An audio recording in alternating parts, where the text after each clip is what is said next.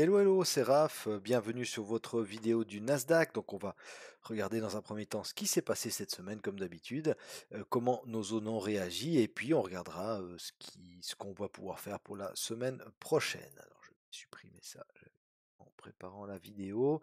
Donc nous sommes le 2 avril, j'espère que vous passez un bon week-end, hein, samedi 2 avril. Alors le Nasdaq, on a ouvert hop, sur cette bougie-là, hein. Dans un premier temps, eh ben, on a baissé un tout petit peu. Et puis, comme sur les autres indices, hein, d'accord, on est venu retester quoi? Bien, regardez, c'est toujours important de le faire quand on est dans une tendance haussière, hein, je vous vraiment à noter les précédents hauts, hein, parce que là, la loi de dos, elle est vraiment parfaitement respectée. Et c'est voilà, là, c'est du beau mouvement, hein. Alors maintenant, on retrace un peu plus. Normal, on était arrivé sur notre zone 1, hein, d'accord? Donc, on vient retracer dans un premier temps un tout petit peu. On s'appuie ici sur les 14 650 à peu près, un petit peu plus haut, et puis on repart à la hausse. Alors, on arrive ici, pivot annuel, d'accord? Pivot annuel, ça faisait un petit moment qu'on n'était plus venu le chercher, d'accord? D'ailleurs, on a eu une petite réaction baissière, pas grand-chose, mais on a eu. Ensuite, on enfonce le pivot annuel, mais, regardez, on était toujours sur notre zone 1, hein. On était toujours dans notre zone 1, et ben ça, c'est toujours cool, parce que moi, quand on note des zones comme ça, hein, je vous invite à attendre vraiment soit le sommet pour une zone de vente, soit le fond pour une zone d'achat. Alors ça, c'est pas forcément un trade que moi je prends parce que c'est du contre-tendance. Malgré tout, on a une grosse zone, hein. On a une grosse zone, d'accord. On voit ici, si on regarde, toujours très important, regardez sur la gauche, hein, le prix, il avait énormément, enfin, il était parti très très fort à la hausse. On n'avait que des bougies impulsives. Et puis ensuite, on a bloqué là carrément, hein, on a bloqué rapidement et fortement sur quoi? Bah, sur cette zone ici, hein. En fait, cette zone-là, c'est cette zone ici, hein. D'accord? Et là, regardez, on vient quasiment au point près sur le sommet de la zone, et puis on repart à la baisse. Alors pourquoi j'avais mis ces deux traits rouges? Eh bien parce qu'on avait un joli signal en 4 heures, hein. D'accord? Vous savez comment j'aime trader. Alors deux choses, soit on prend cette toute petite bougie ici. Moi j'avais noté plutôt celle-là. Hop, mince, c'est pas ça que je voulais faire. Bon, c'est pas grave, on la renotera tout à l'heure. Allez, je supprime tout ça. Alors, on est dans notre zone 1, on est sur le sommet de notre zone 1, et puis on a une bougie mère. D'accord? Bougie mère, inside bar, première inside bar, deuxième inside bar, troisième inside bar, d'accord? Donc toute la nuit, en fait, d'accord, première bougie c'était à 20 heures. Ensuite, toute la nuit, on est resté, ici dans la nuit de mardi à mercredi, on est resté dans cette bougie mère là, d'accord? Et puis ensuite, qu'est-ce qui se passe le lendemain matin? Alors, le lendemain, ici, bougie de 16 heures, d'accord, on casse en clôture. Donc, soit on peut rentrer ici avec un stop là, ou alors, pour avoir une confirmation de plus, on attend quoi? On attend un retest. Et le retest, il vient ici. Le signal du retest, il est là, d'accord? Pin bar inversé, cassure, retest, et puis finalement, on part à la baisse.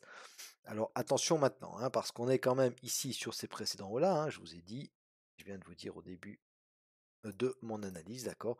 On fait attention aux précédents hauts, regardez, ça réagit de nouveau, hein. Ça réagit de nouveau, donc on va voir maintenant ce qui va se passer. Ici, on a quand même un signal plutôt haussier, hein, d'accord? On a une anglo haussière sur la dernière bougie de vendredi soir. Est-ce que c'était simplement la petite remontada du vendredi soir pour finalement poursuivre dans un mouvement baissier? Ben ça, on verra ça lundi, hein, d'accord? Mais vous voyez que eh bien, cette zone-là réagit assez fortement à la hausse. D'accord? Malgré tout, la loi de dos pardon, en 4 heures, elle reste ici pour le moment en tout cas baissière. Ok, donc on va aller voir dans un premier temps ce qui s'est passé sur les plus hauts time frames. Alors, la bougie du mois de mars, qu'est-ce qu'elle nous dit? La bougie du mois de mars, c'est une belle bougie de rejet. D'accord? On a confirmé à nouveau, hein. On avait, comme sur le Dow Jones, hein, on avait une belle mèche ici au mois de février, et bien au mois de mars. Alors on est venu rechercher les plus bas, on a fait même un petit peu, on est même venu chasser un tout petit peu de liquidité en dessous, et puis on est reparti fortement à la hausse. Ok, malgré tout, voilà, on fait pas de plus haut, hein, ou peut-être point ou deux points, mais quasiment pas de plus haut. Et puis on reste bloqué là pour l'instant. Donc on verra bien, hein, on verra bien ce que ça nous dit la semaine prochaine. On a quand même ici un beau niveau, d'accord, les 250, 260 à surveiller. On va le noter comme ça. Ah, hop, tout ça. Donc c'est le haut de la zone 1, hein, d'accord, on est d'accord, hein. Mais comme ça, on pourra noter la zone correctement. Ok, donc pour le moment, voilà, on a retracé une partie de ce mouvement, et puis là, on a des acheteurs, c'est clair et net, hein. Il n'y a qu'à lire le price action, il n'y a qu'à lire les chandeliers japonais en mensuel, c'est clair qu'ici, c'est un niveau là qui est défendu, hein, d'accord, ce niveau ici, hop, si on prend le haut de cette petite mètre là, tac, ce niveau-là, il est défendu. D'accord. Donc les 13 000 points, il y a du monde à l'achat pour l'instant en tout cas. En hebdo, en hebdo, alors on a cette bougie ici, d'accord, ça c'est la bougie de la semaine dernière, donc eh ben on bloque, hein. On bloque ici, d'accord. Alors bon, c'est une zone qui fait résistance. On a une petite réaction baissière. Est-ce que c'est une réaction baissière qui va nous renvoyer sur le bas de cette espèce de range là? On verra, hein, on verra, mais ça peut aussi être une petite réaction pour finalement casser ce niveau-là. Alors, évidemment, hein, vous savez, maintenant vous me voyez venir, moi, ce que j'attendrais volontiers, ce serait voilà, une touchette sur le pivot mensuel, comme ça ce serait fait.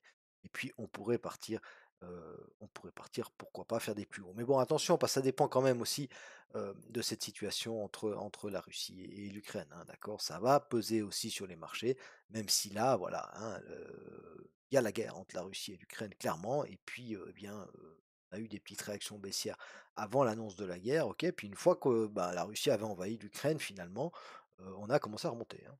D'accord, donc voilà, ça a été pricé tout ça ici. Maintenant, on verra comment la situation évolue, mais pour l'instant, en tout cas, ben, regardez, on recasse les plus hauts, hein, on recasse les plus hauts de toutes ces bougies-là. Hem, donc c'est, voilà, on fait une clôture au plus haut, depuis, on avait clôturé plus haut, c'était depuis le 10 janvier quand même, hein. D'accord? On n'a jamais clôturé aussi haut sur le Nasdaq, depuis le 10 janvier que ce qu'on a fait la semaine dernière. Donc c'est quand même, voilà, c'est des signaux qui sont quand même haussiers, hein. En journalier.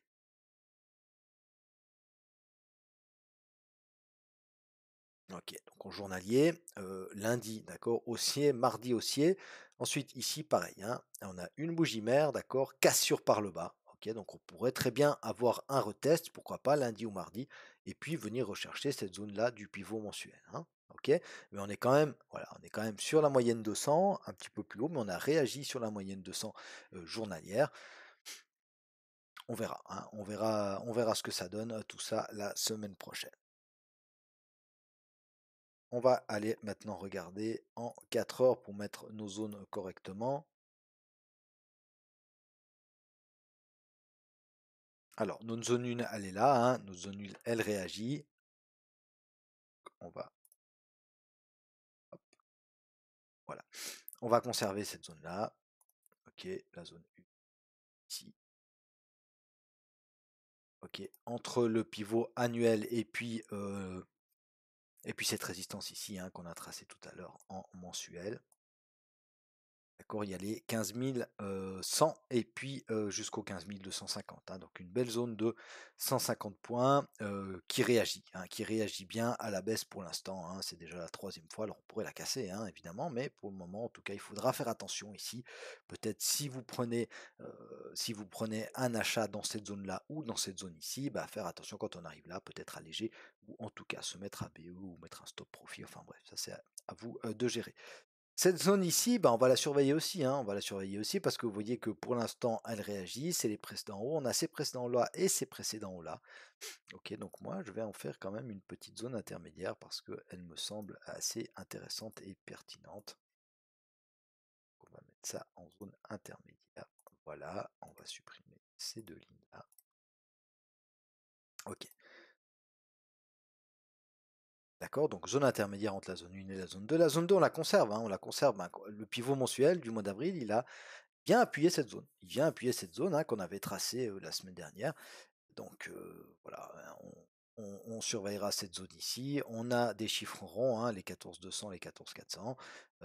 Et puis on a ici la moyenne 200 qui, évidemment, alors il y a eu ce croisement, hein, qui avait déjà été fait la semaine dernière sur le Nasdaq, mais ce croisement, ben, il confirme aussi cette reprise haussière, hein, d'accord. On a la moyenne 200, donc elle appuie notre zone 2. Donc pour le moment, cette zone 2 là, elle sera assez forte, hein, à mon avis, quand même, quand on va arriver dessus. Si on y revient, hein, on peut redécoller directement. On sera attentif à ça. Entre la zone 2 et la zone 3, on a cette petite zone intermédiaire ici avec les 14 000 juste au-dessus. Et puis la zone 3, voilà, on en a déjà parlé la semaine passée. Maintenant, si on casse tout ça à la hausse, parce que c'est possible aussi, hein, d'accord. Si on casse tout ça à la hausse, si on casse la zone 1 à la hausse, alors il y a toujours un moyen, ok, de casser, de venir se réappuyer sur ce niveau-là, parce qu'on voit que c'est un gros niveau qui a bloqué plusieurs fois, hein. D'accord, si on regarde sur la gauche, ici il était support, il a fait résistance, résistance, résistance. Pourquoi pas un nouveau support, hein, d'accord, cassure retest pour aller partir faire des plus hauts, d'accord. Ça, c'est une des possibilités que je vois. Ou alors, ou alors, alors on casse, hein, disons, d'accord. Attention à cette zone ici, hein, ok. Attention à cette zone-là, parce que bah, c'est le début du move qui nous a permis de casser. Non, c'est plus bas là, c'était plus haut, mais c'est plus bas ici, hein, d'accord. Attention à la zone des 16 000, en plus, voilà, chiffre rond, on a le R1 mensuel juste en dessous, donc pourquoi pas un petit excès au-dessus du R1 mensuel. Sur signal de retournement, quand même, dans cette zone, il y a peut-être quelque chose à tenter en sous-levier, parce qu'on sera à ce moment-là, hein, quand on arrivera ici, bah, on sera forcément en contre-tendance, hein. Quand on sera forcément en contre-tendance, la première fois qu'on viendra au contact de cette zone. Donc pourquoi pas tenter en sous-levier. Et puis si on casse encore cette zone-là, eh bien on a une zone ici, d'accord, qui est aussi intéressante, hein, autour des 16 500. Mais ça, c'est de la musique d'avenir, hein. Pour l'instant, en tout cas, je pense que nos zones-là elles réagissent bien. Attention à cette petite zone intermédiaire quand même, hein, entre la zone 1 et 2. D'accord. Je voulais vous montrer encore une chose pour ceux qui sont restés jusqu'à la fin. Ici, j'ai oublié de vous dire tout à l'heure, mais on avait, hop, alors on avait, comme je vous ai dit, hein, on avait la bougie mère avec les bougies filles, cassure, retest, etc. Si on descendait en 1 heure, alors on va regarder 30 mars à minuit. On va descendre en 1 heure et en 15 minutes, donc c'était ici.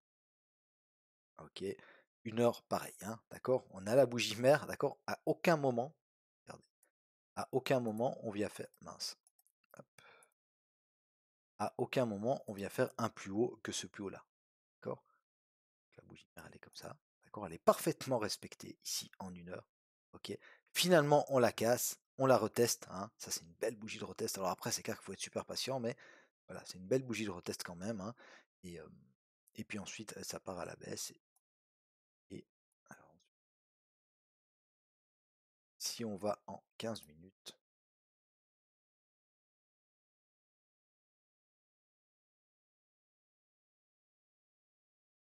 ok, donc on voit qu'on bloque, hein, d'accord, tac, on bloque. Ici, on a quoi? On a une étoile du soir, d'accord, clairement, d'accord, donc bougie haussière, une petite bougie d'hésitation, hein, on voit, on ne sait pas trop où on veut aller. Alors c'est normal, hein, c'est la bougie de 3h30 du matin, donc voilà. Mais ensuite, ici, ok, de nouveau, hein, on a, alors elle n'est pas parfaite parce qu'il y a cette petite mèche au-dessus, mais quand même, c'est une bougie mère, d'accord. On a une inside bar, une deuxième inside bar, cassure, et on vient retester beaucoup plus tard, mais on vient retester, d'accord. Donc même si on ne traite pas la cassure de la bougie mère ici, ok, quand on fait des plus bas, ok, d'accord, donc on voit, hein, le cours il part vers le bas. On casse ces plus bas ici. On avait un support là, d'accord. Il a été cassé, ok. On revient. Et on reteste quoi? Eh bien, là, on a le temps. On a le temps de voir. Quand le cours revient gentiment comme ça, on a le temps de se dire, bon, qu'est-ce qu'on pourrait retester ici? D'accord? Eh bien, c'est ce petit swing-là qui nous a permis de casser les plus bas. Là, il y a quoi? Il y a une bougie mère avec des inside bars. On vient retester, d'accord? Premier rejet, il n'est pas très joli. Ensuite, on a un doji ici, d'accord? Donc, bougie d'hésitation, grande mèche haute quand même, hein? Quand même, grande mèche haute. Et puis, on casse tout ça à la baisse, d'accord? On vient retester, on refaire des plus bas. Ok? Voilà, c'est juste ça que je voulais vous montrer. C'est important de regarder au maximum vos graphes, hein, vraiment passer du temps sur vos graphes. Et au bout d'un moment, c'est des choses qui vous sauteront aux yeux, hein, qui vous sauteront aux yeux. Voilà mes amis, eh bien j'espère que ça vous a plu, que ça vous aidera dans votre trading. Je vous souhaite à tous et à toutes une excellente semaine et puis je me réjouis d'ores et déjà de vous retrouver le week-end prochain. Passez un excellent week-end de votre côté. Salut, bye bye.